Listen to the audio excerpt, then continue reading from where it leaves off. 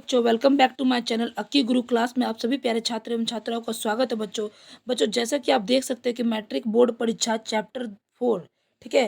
Chapter का नाम क्या है बच्चों? विद्युत, ठीक है। विद्युत चैप्टर का नाम है। इस चैप्टर से सभी महत्वपूर्ण ऑब्जेक्ट प्रश्न इस वीडियो में शामिल किए गए हैं बच्चों, जो कि 99% ऐसे प्रश्न हैं बच्चों जो कि आपको सीधा डायरेक्ट टू डायरेक्ट एग्जाम में देखने को मिलेंगे।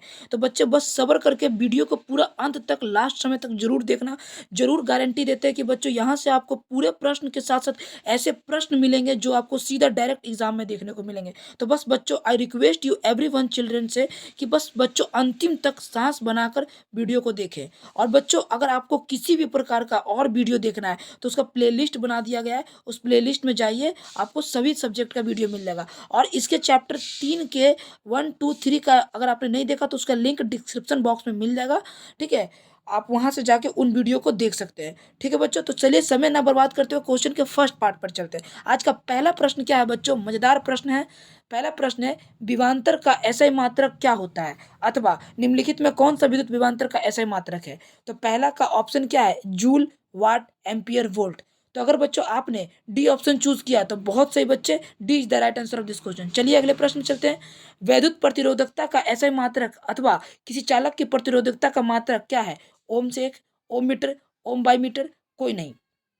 तो दूसरा नंबर का बच्चों B is the right answer of this question. चलिए अगले प्रश्न में चलते हैं बच्चा। अगला प्रश्न है, निम्नलिखित में कौन सा विद्युत का सुचालक है? सुचालक किसे कहते हैं बच्चों? मैं आपको बता दूं, जिसमें करंट का आवागमन हो सके। समझ में आया आपको? मतलब करंट प्रवाह कर सके। आपके ऑप्शन क्या है? Sulphur, plastic, iodine, graphite.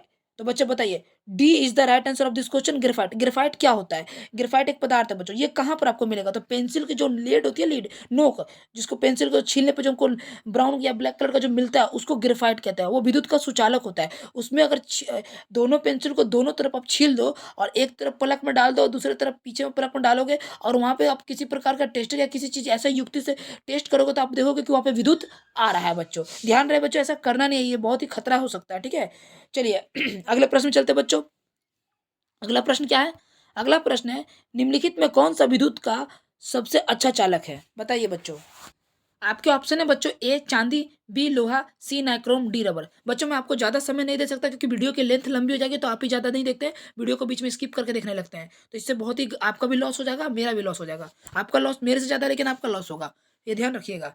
जो चौथा नंबर का राइट आंसर बच्चों, निम्नलिखित में विद्युत का सबसे अच्छा चालक चांदी जो है वो विद्युत का सबसे अच्छा चालक होता है। और हीटर में उपयोग करने वाला तार जो होता है वो किस चीज का होता है बच्चों? नाइक्रोम का होता है। ये ध्यान रखना बच्चों, हीटर में तार उपयोग। और जो बल्ब होता है ना, बल्ब, जो 100 वाट का बल्ब या किसी प्रकार का बल्ब जो होता है, उसमें कौन सा धातु का जो एलिमेंट यूज किया जाता है? तो वो किया जाता है बच्चों किसका? टंगस्टन का। ये बात ध्यान रखिएगा। अच्छा, आप मुझे कमेंट करके बताइए, बिजली का आविष्कार करने वाले व्यक्ति कौन थे? चलिए अगले प्रश्न चलते हैं।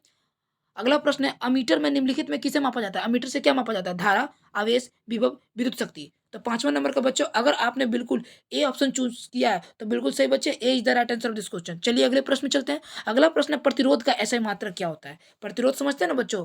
R2, फिर इस टाइप का R1, इस टाइप का ऐसे चित्र बनाया रहता है किताब में जो बनाया रहता है उस तरह से। प्रतिरोध का एस सूत्र क्या होता है? आपके ऑप्शन है, देख सकते हैं, आर बराबर 1/b, आर बराबर बी इंटू आई, आर बराबर बी बटा आई, आर बराबर आई बटा बी। तो 6 नंबर का बच्चों, अगर आपने क्या तो सी ऑप्शन चूज किया तो बहुत सही बच्चे, C is the right answer of this question. चलिए अगले प्रश्न चलते हैं। अगला प्रश्न है, किलोवाट घंटा का मात्रक क्या है?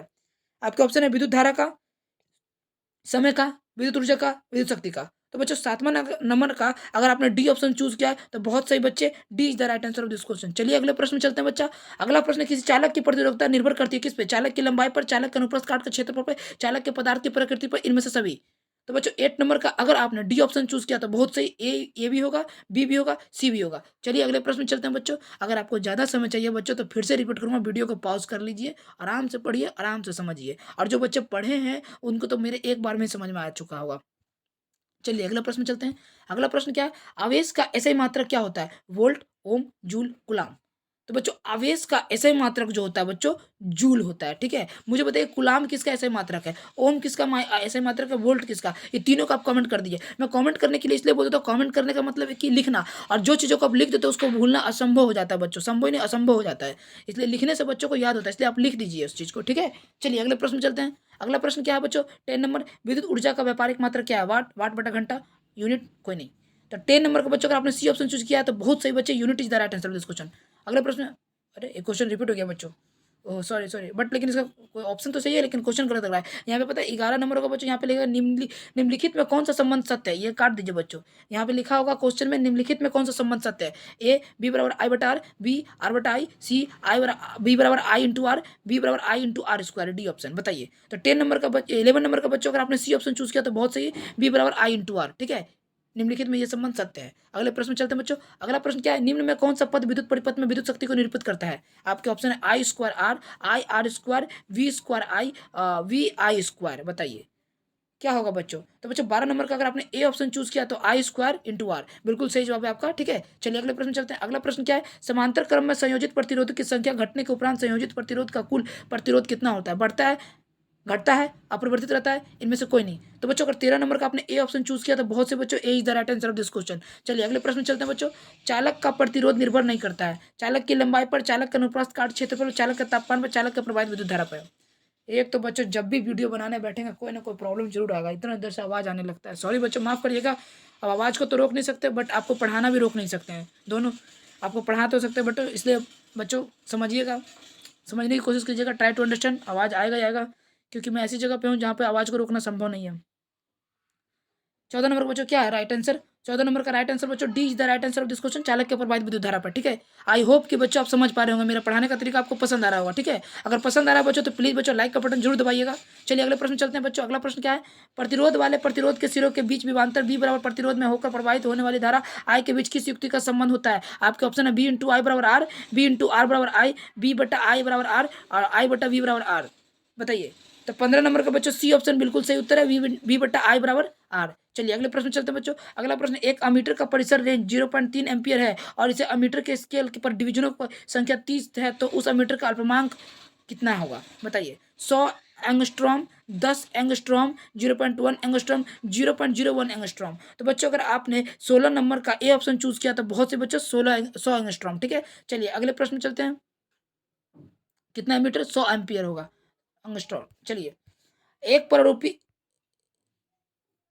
कितना नंबर क्वेश्चन बच्चों, एक, हाँ, एक पररूपी सौर सेल कितना विद्युत विभवांतर का विकसित करती है। आपके ऑप्शन दिए, बताइए। 17 नंबर का क्या आंसर होगा, 0.5 से 1.0, 2.0 से 2.5, 3.0 से 4.5, 4.5 से 6.0 वोल्ट, बताइए। तो 17 नंबर का बच्चों अगर आपने ए ऑप्शन चूज किया तो बहुत सही बच्चों, 0.5 से 1.0 वोल्ट, ठीक है। चलिए अगले प्रश्न चलते हैं। अगला प्रश्न है, श्रेणी क्रम के प्रतिरोध का समतुल्य प्रतिरोध हमेशा कैसा होता है। आपके ऑप्शन है ए घटक प्रतिरोध में सबसे कम मान वाले कम होते हैं, आपके ऑप्शन है बी घटक प्रतिरोध के मध्यम के बराबर होता है, सी ऑप्शन है घटक प्रतिरोधक में सबसे अधिक और सबसे कम वाले मान वालों के बीच होता है, डी ऑप्शन है घटक प्रतिरोध के जोड़ के बराबर होता है। तो 18 नंबर का बच्चों आपका डी ऑप्शन बिल्कुल सही होगा, ठीक है। घटक प्रतिरोध के जोड़ के बराबर होता है, ये बात हमेशा याद रखिएगा।